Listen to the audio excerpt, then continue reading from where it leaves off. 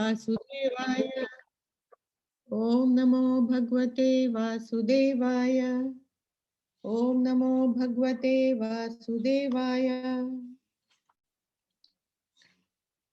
शनै शनै रूपमेद बुद्धया धृति गृहीतया आत्मसंस्थं मना कृत्वा न किञ्चिदपि चिन्तयेत्. Asking me something. Gradually, step by step, one should become situated in trance by means of intelligence, by knowledge, conviction, and thus the mind should be fixed on self alone, should think of nothing else.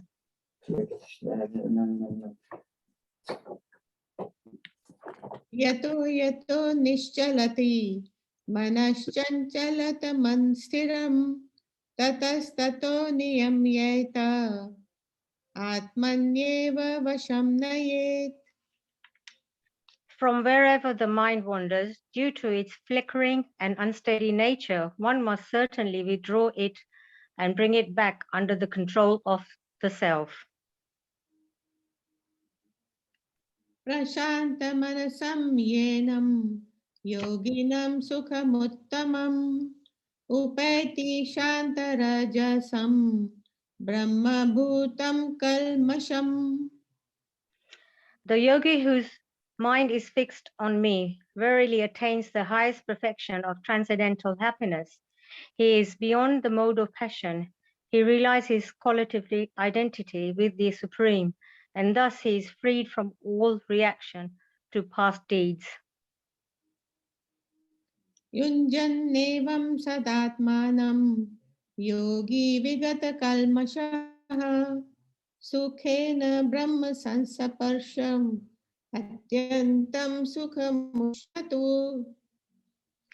Thus the self-controlled yogi, constantly engaged in yoga practice, becomes free from all material contamination and achieves the highest stage of perfect happiness in transcendental loving service to the Lord. सर्वभूतस्थमात्मानं सर्वभूतानि चात्मनि ईक्षते योगयुक्तात्मा सर्वत्र समदर्शनः. A true yogi observes me in all beings and also sees every being in me. Indeed, the self-realization person sees me, the same Supreme Lord, everywhere.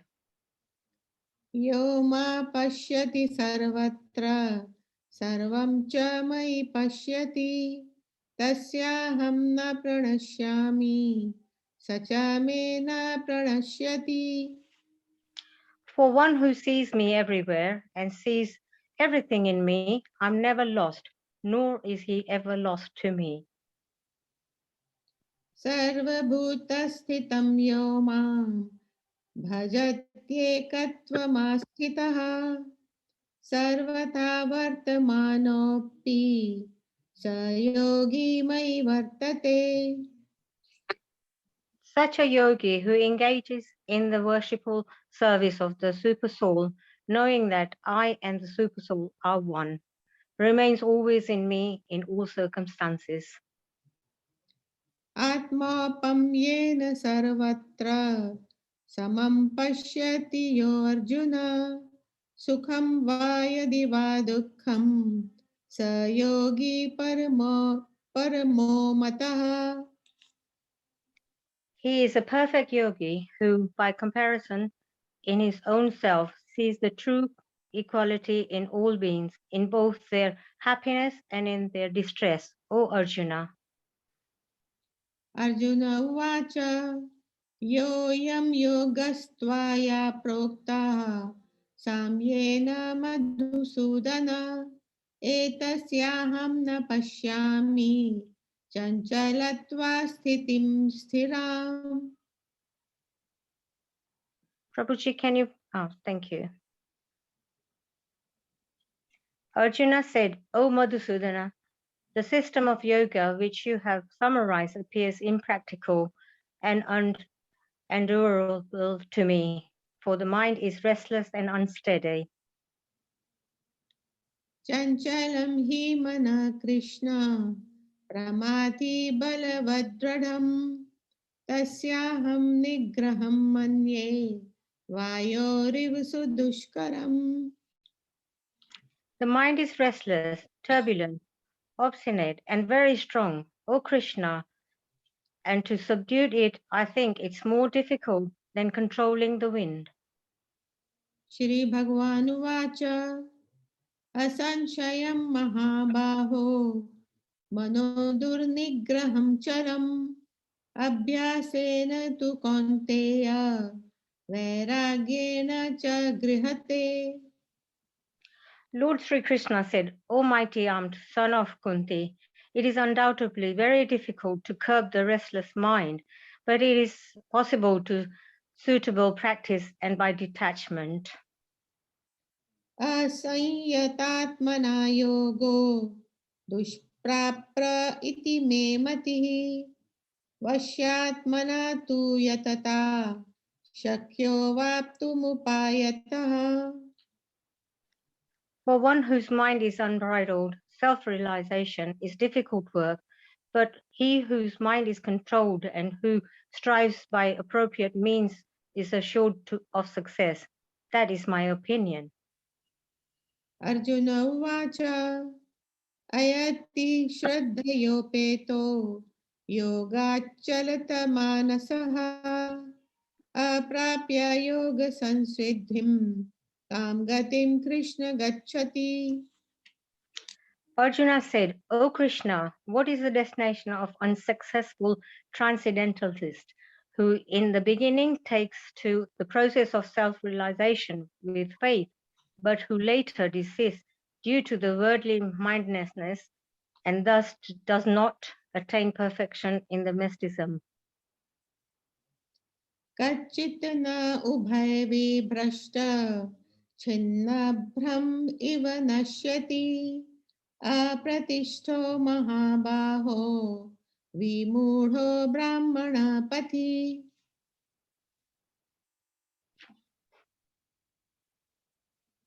O mighty armed Krishna, does not such a man who is bewildered from the path of transcendence fall away from both spiritual and material success and perish like a raven cloud with no position in any sphere?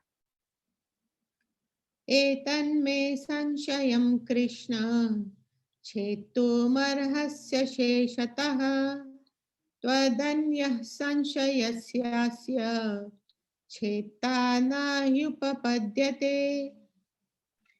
This is my doubt, O Krishna, and I ask you to dispel it completely. But for you, no one is to be found who can destroy this doubt. Shri भगवानुवाच Partha नैवेह नामुत्र विनाशस्तस्य विद्यते न हि कल्याणकृत् काश्चित् दुर्गतिं तात गच्छति.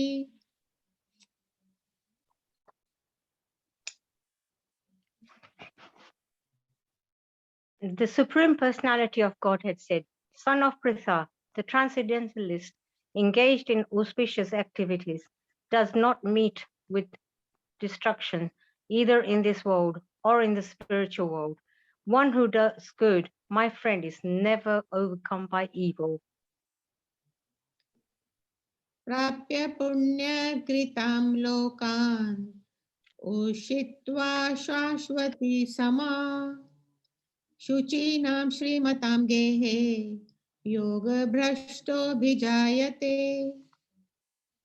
The unsuccessful yogi, after many, many years of enjoyment on the planet of the pious living entities, is born into a family of righteous people or in the family of rich aristocracy.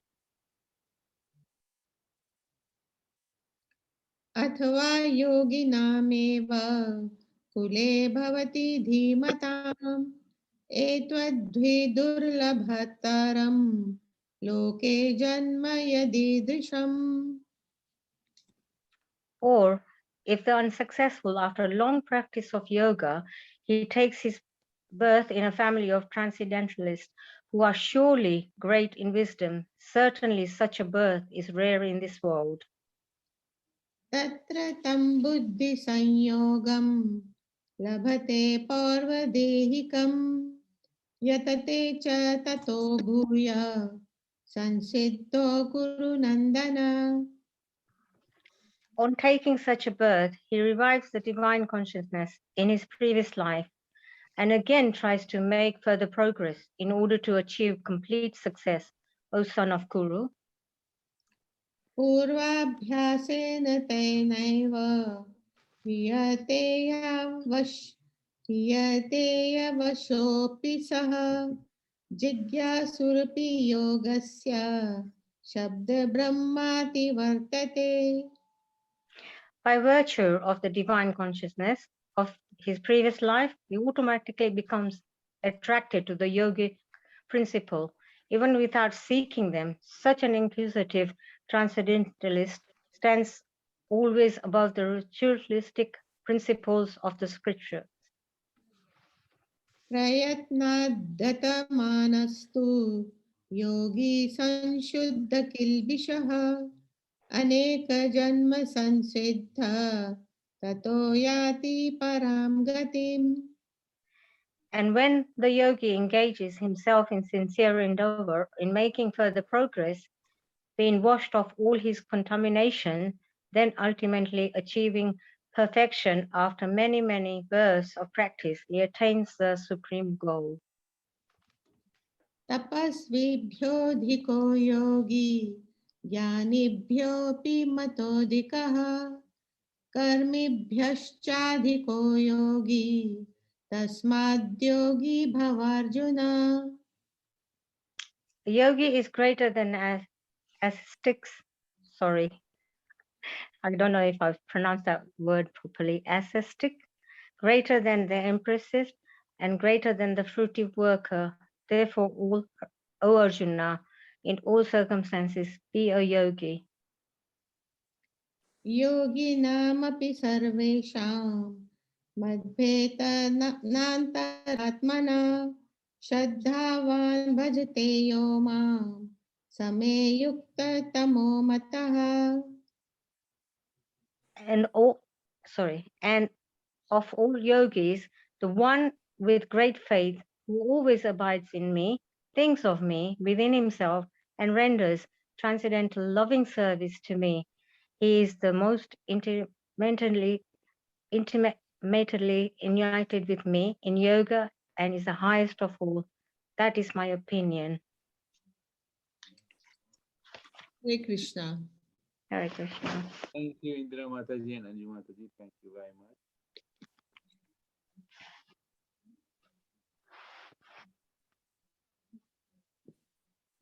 So today's verse is verse number 42, chapter 6, Bhagavad Gita.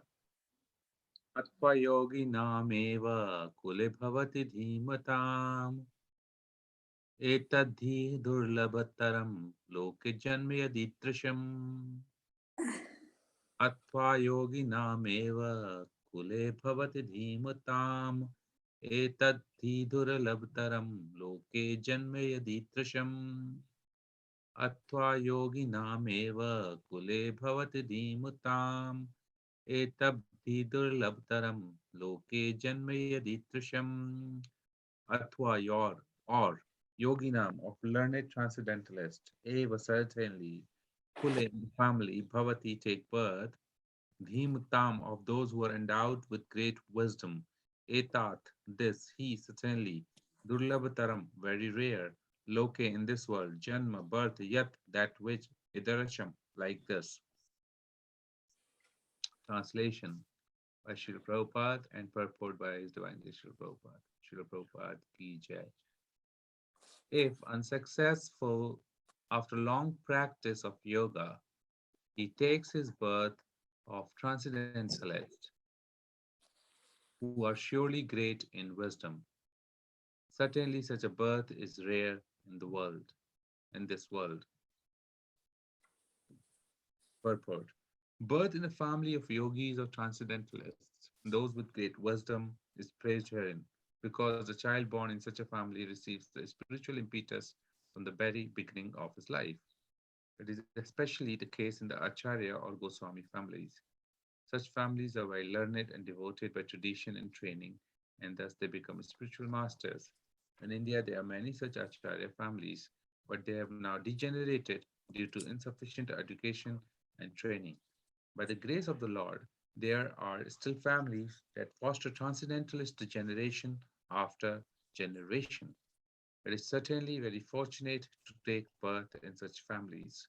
Fortunately, both our spiritual master, Om Vishnupa Sri Srimad Bhaktivedanta Bhakti Siddhanta Saraswati Goswami Maharaj, and our humble self had the opportunity to take birth in such families by the grace of the Lord.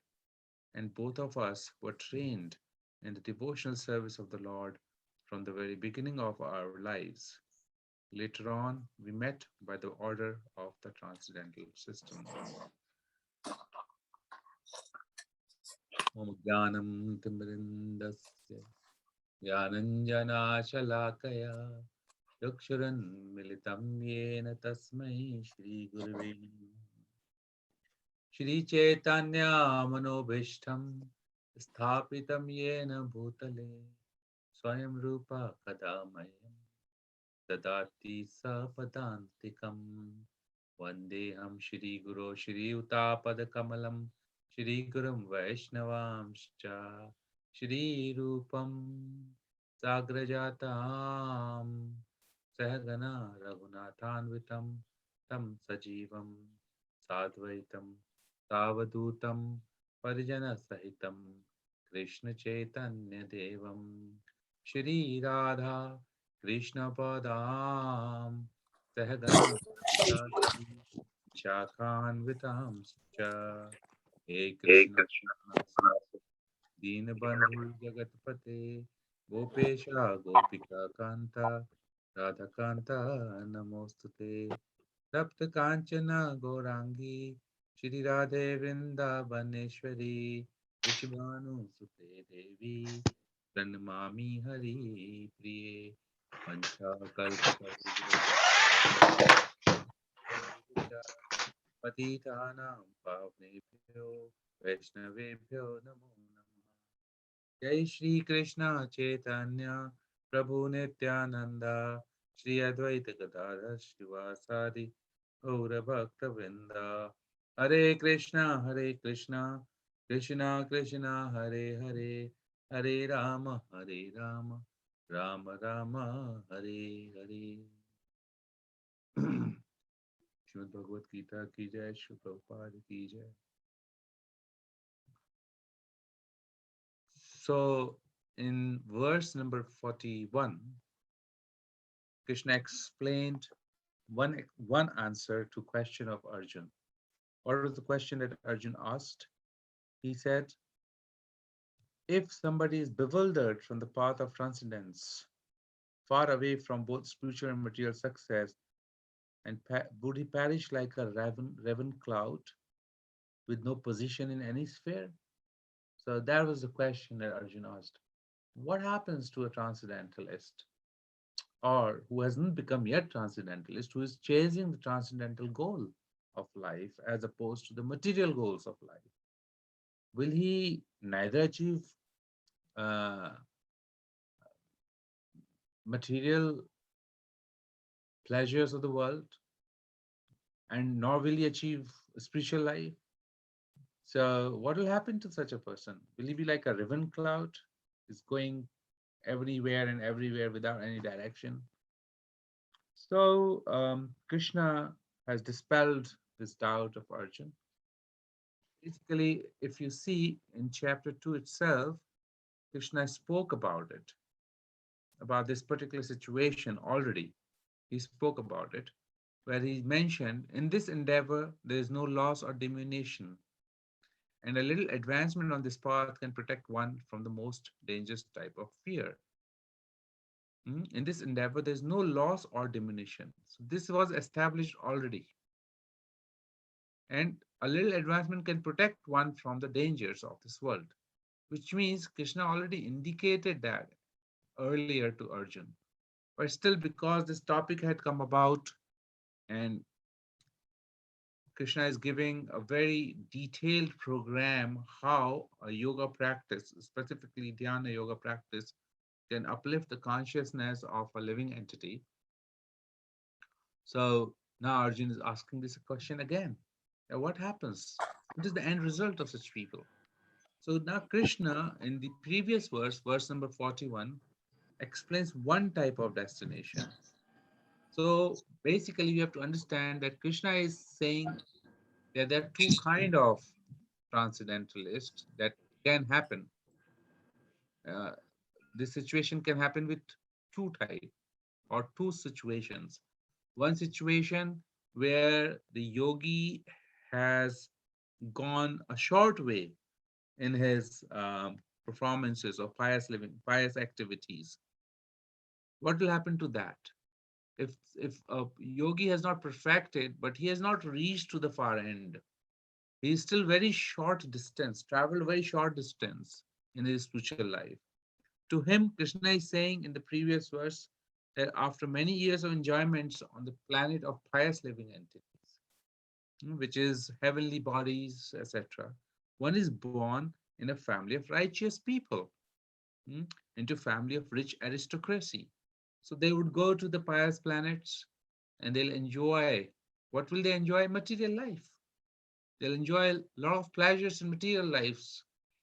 But then it is mentioned, I was noting from Burijan Prabhu's book, that Srila Baldev Buddhabhushan says, after a prolonged life in which he has opportunity to enjoy his senses, he again develop a distaste for sense gratification. This is what happens. And then he comes down. He comes down to planet Earth and take birth in a learned family of brahmanas or wealthy and pious merchants, where he does not have to worry about his dal roti, his living life, uh, his living costs. He can focus and concentrate on devotional service. Now, these are things which are beyond our conception. The information that is being shared with us by Krishna is not in our perception, neither we can know it by any means. There is absolutely no way that we can figure this out by ourselves because we can't see beyond birth, death, and we cannot see anything beyond our physical plane, this planet Earth. We can't see. So we can't see um, heavenly planets. We can't see soul. So we can't see soul traveling to other planets, etc. We have to be dependent on the information that is being shared with us by Krishna. And the information is very powerful because the results can be seen, impacts can be seen. Hmm? So, Srila Prabhupada has mentioned that the practice of yoga is to attain highest perfection. If that highest perfection is not achieved and we are strayed in between, then what happens? So, in short term, the devotee, as soon as he leaves the body here on planet Earth, his soul will rise to the heavenly planets, heavenly abodes. That's very good to know because then at least he doesn't have to uh, go through the karmic reactions in on this material world. He's able to go to spiritual world, not spiritual world, to go to heavenly abodes, where he can enjoy his senses. What does that mean? Actually, those enjoyments are legitimate enjoyments. They are awarded like a reward given. It's not like material planet. In material on planet Earth, you have a karmic reaction to every single action that we do. And then whatever is accrued of our karmic reaction, the good we enjoy and the bad we suffer. Now, unfortunately, on planet Earth, the good and bad, everything's happening together. So we don't know which is good, which is bad. Sometimes we are happy, sometimes we are miserable. We're constantly in anxiety, and this anxiety is to the extent that we can never be very peaceful. Just imagine you're in office, for example, and we have a complete day to do certain task or deliver certain objectives, but suddenly those the time duration is now reduced. For example, something that I had to deliver by 6 p.m., I have to deliver by 12 p.m. and I'm sitting at 9 p.m. And I know for sure the time taken to deliver all the tasks would be up to 6 p.m., which means another 6 hours would be required. But now somehow I have to expedite. And I'm now grappling with the situation and I'm trying to organize and trying to increase my efficiency and focus and concentrate. And in such period, somebody comes in and say, hey, look, your favorite dish is here. For example, gulab jamun. Gulab jamun is here. Please come and enjoy with us and have a bit of chill time. So can this person go and have his gulab jamuns? Can he leave what he's doing? If he's responsible, he has to deliver, he has to deliver. He'll be in super anxiety. There's no question that he can leave and enjoy gulab jamun. Even if he wants to have some gulab jamun, he will just grab one, just uh, gobble it down basically. So that will be his enjoyment. Similarly, in our lives, we are driven by deadline. We're driven by daily deadlines, weekly deadlines, monthly deadlines, yearly deadlines. But finally, there's one deadline that's driving us. And that deadline is the deadline of death. That deadline is actually creating a lot of anxiety because we want to achieve. We want to achieve this, we want to achieve that, we want to be aspiring, we want to have, possess, but we somehow subconsciously we know we have given only short duration. Otherwise, why should we worry about achieving it a year, two, three? I can achieve in 10,000 years. How does it matter? No, yearly target, annual targets, seasonal targets, quarterly targets, monthly targets, weekly targets, daily targets. We want to achieve so much. But what is this so much? This so much is nothing, just a pressure of time. Because we know that we won't live long. Somehow we know this, that we won't live long, but we don't identify it. Because we don't identify it, on one hand, we get the sense that we'll be living eternally. On the other hand, we get pressurized and in constant anxiety that I want to achieve so much in this little time. Because, oh, as soon as I become old, I wouldn't be able to do many things. The living entity knows it. As soon as he become old, he would need pension because he will be dysfunctional in many ways. Uh, he would need support. So he started making arrangements with different insurance companies and whatever ways and means he has to reduce that anxiety of the future. He knows that one day he will die. So funeral directors, they're taking full advantage and giving now solutions while you're living that why don't you pay now for your funeral? And many people are paying. But do they not know that they will die? Yes, they know they will die. But why don't they believe they will die? They don't believe it. So such anxiety, full of anxiety, this material world. So a yogi, Krishna is saying even a little effort in the direction of spiritual life, in cultivating this consciousness that I am soul and I have relationship with the Supreme, and that relationship is the basis of my existence. And if I somehow rekindle this dormant relationship, I will not have to suffer through the pranks of this material world. If we just endeavor in that direction, even little, what to talk about those who are performing devotion service, he will he will be awarded in many ways. And one of the ways is that he'll have to go to pious, if he does a lot of pious activities, he'll have to go to heavenly abodes, and from there he can come back and he can continue his practice. And then if somebody has almost reached to the point of um, completion, but they have not been able to complete, what will happen to them?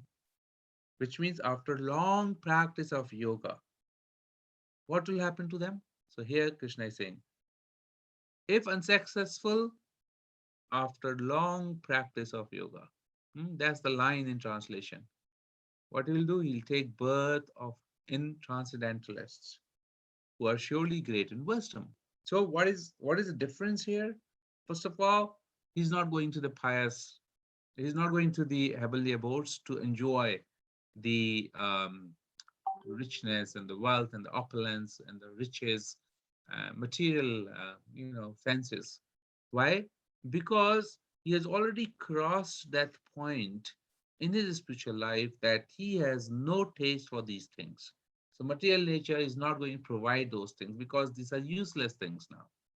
It's useless. Na dhanam, na janam, na sundarim. These are all useless for him. So he's not interested, therefore material nature is not providing. So he's not going to go back to these heavenly abodes. But instead, he will take birth not in just aristocratic families or those who are um, eh, brahmanas, but in the family of transcendentalists. What does that mean?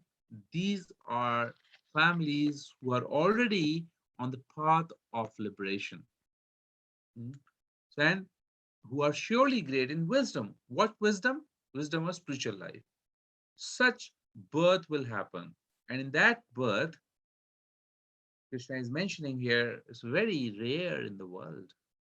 Hmm? This is such an important point. That birth is rare.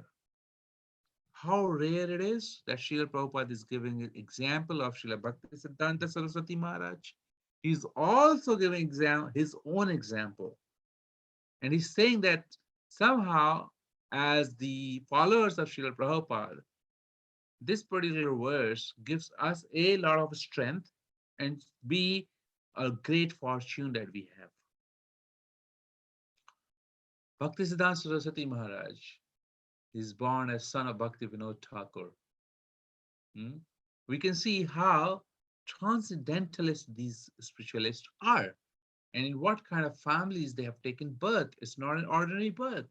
Bhaktisiddhanta Maharaj is not an ordinary personality. He revolutionized the idea of bhakti and devotion in the entire Bharatvarsha. And then his disciple, hmm, Srila Bhakti, Srila Prabhupada, he revolutionized the movement of bhakti in the entire world. Certainly empowered devotees of the Lord, not of this world, descending from the spiritual world. Such amazing birth. And Prabhupada is mentioning that my humble self had the opportunity to take birth in such families. This is the admission of Prabhupada in a very humble way that I am I'm not an ordinary soul. I have come here to deliver you all. Hmm? And he's saying we were trained in the devotional service of the Lord from the very beginning, from the childhood. So we understand they're descending to us, they're descending from the spiritual world, but by his example, he's showing that these are the kind of birth that such souls will take who have completed who have invested long time into devotional service to the Lord. Now, if we see this Srimad Bhagavatam, uh, verse number 17 of chapter 5, canto 1, here it is mentioned, one who has forsaken this material occupation to engage in devotional service of the Lord may sometimes fall down while in an immature stage, yet there is no danger of his being unsuccessful. On the other hand, a non devotee, though fully engaged in occupational duty, does not gain anything. Now we can see it's a different version of the verse that we're reading, but it is very similar. It's saying that he may fall down. Some there the question is that he's not able to complete. But if he's not able to complete, maybe he's fallen down. And examples can be given here. What Srila Prabhupada has given various examples. The example of Jad Bharat. He was a transcendentalist. And on the stage of bhakti, he was at the highest platform that can be achieved in the material world. He was at the bhava stage of the bhakti platform. Now, on that stage, one actually has no attachment of anything of this matter and material world. And he was at that platform. But we all know the story that how Bharat Maharaj came to jungle. There he tried to save this small baby deer from a mother deer who died out of the fear of a lion or a tiger. And as she was crossing the river, she delivered this baby. Although the mother deer died, the baby was delivered. And Bharat Maharaj, while he was paying his oblations in the river to the sun god, he found it very compelling because he was in mode of goodness that he must save this baby, as if he won't, who will? So he saved the baby, and as he was wondering around how to feed the baby, he, in due course of time, as he was feeding the baby, as he was giving the grass to the baby deer, he got attached to the baby deer. And as the baby deer was growing, Bharat Maharaj was in love with the baby deer. He would see its movements, he would see its eyes, its playing around. And in the night, he would get his sleeps disturbed, thinking of if the lion comes and eat the baby deer. And in this way, gradually his attachments grew so much that he forgot about devotional service. And all he was worried about is baby deer all the time. Unfortunately, in such a state, he left his body. When he left his body, guess what happened? Exactly what Krishna has mentioned in Gita, that whatever you remember at the time of death, that is what you're going to become for sure. Because that's the consciousness. In that consciousness, the mind will take the soul to fulfill those kind of desires. Because now he was attached to the material, this baby deer, he was transferred to a deer's body. Fortunately, he could remember his past life, and we know that in next life he comes in a Brahmin family and perfected his life. So he did fall down. Similarly, we see the story of Ajamal. Ajamal at the time of at the time when he was performing his devotion service very nicely, he happened to see low class men and women mingling with each other in the middle of the forest as he was walking through the pathway. And as he went home, his mind started to contemplate on this low class woman or prostitute, and because of which his attachment grew. Hmm? Yahato, that verse is there where it's mentioned that if you contemplate on something, Yahato Vishyam Pumsha, you would then get attachment for that particular object. So he became attached to this prostitute, and to the extent he was a married man and he was very happily settled. But this whole agitation in his mind and this whole desire to enjoy that prostitute became so strong in him, that he was then pulled by that desire to be with this prostitute. And by any cost, he wanted to enjoy this prostitute. So, in due course, he had no means to earn money. He started to live with the prostitute. He would go loot, he would go do anything to earn some money and fulfill the desires for this prostitute, who became his then wife. And then he had so many children from this prostitute. And there was no crime on earth that he didn't do to fulfill the needs and to ensure that he could continue to gratify senses. So towards the end, when he was dying, Yamraj sent Yamadutas. When Yamadutas came, um, because he called up his younger son's name Narayan, uh, also Vishnudutas came. And there's a beautiful debate between Vishnudutas and Yamadutas. Ultimately, Yamadutas had to leave, uh, and Ajamil was raised back to life. Therein, he got his complete understanding that, oh, my Lord, where did I leave my path of devotion and how did I fall down? And then he comes to Banaras, and there he practiced complete yoga and achieves perfection. So things like this can happen. Yogis can fall down from the path, but Krishna is saying that this falling down is is if a non-devotee who is engaged in occupational duty, he gains nothing. But such a yogi who even falls down have already gained so much that there is no danger of him being unsuccessful in that short time. So, in essence or in crux, we must see that in the spiritual life, even though our lives could be small, even though we may have a feeling that what if I don't achieve my goal, we may have this feeling inside that I am still not, I haven't yet become a devotee of the Lord. I have so many desires, and I know within myself that, uh, but at the time of death, there's no question that I'll get rid of all these desires because I'm full of them. So, yes, on the same note, devotee would continue to perform his devotional service with all sincerity, hoping that one day Krishna will give the mercy and all these desires which are in the heart, uh, they will leave him. And then he can be completely devoted, and love of God will rise in his heart, which is dormantly sitting there in stages, in due course of time, in full intensity.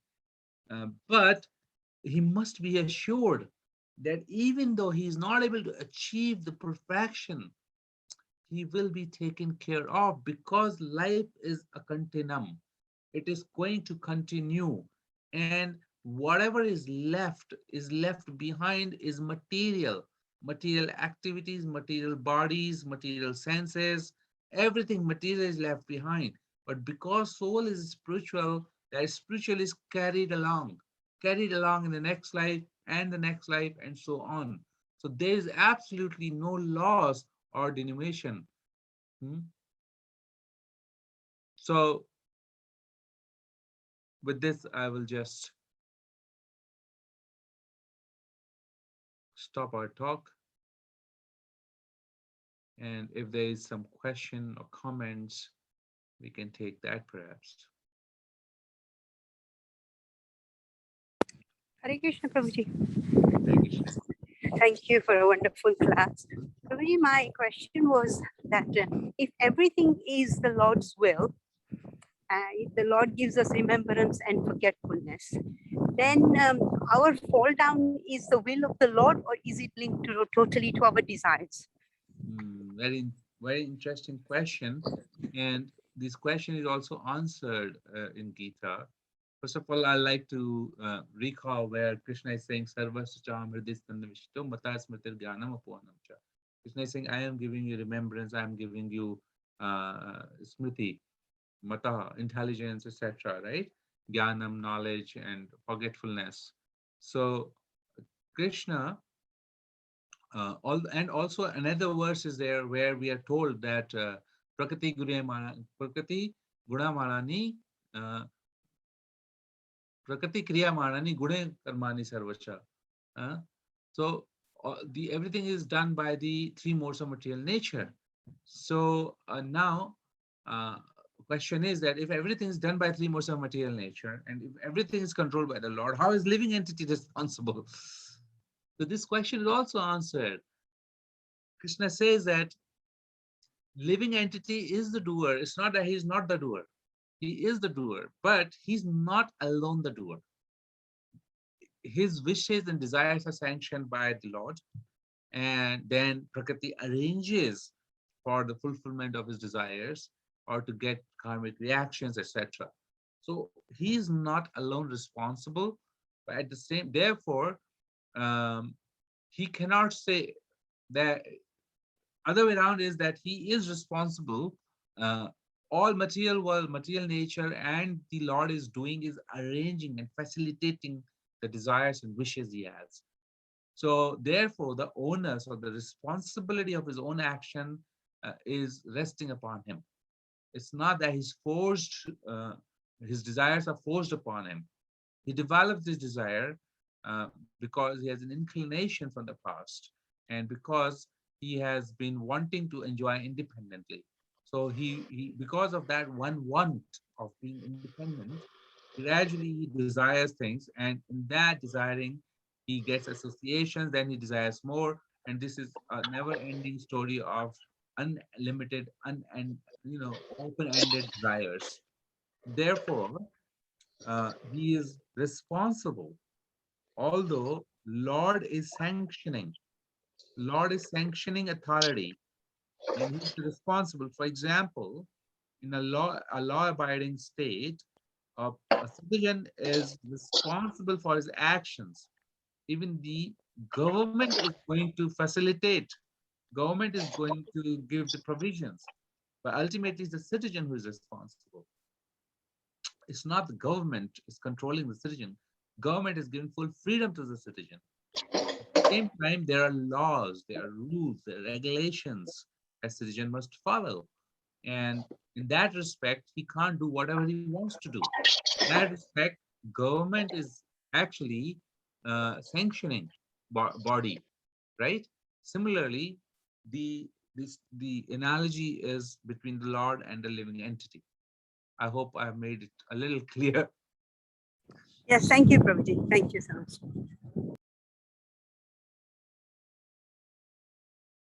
Okay, is there any other question or comment from today's topic or anything else?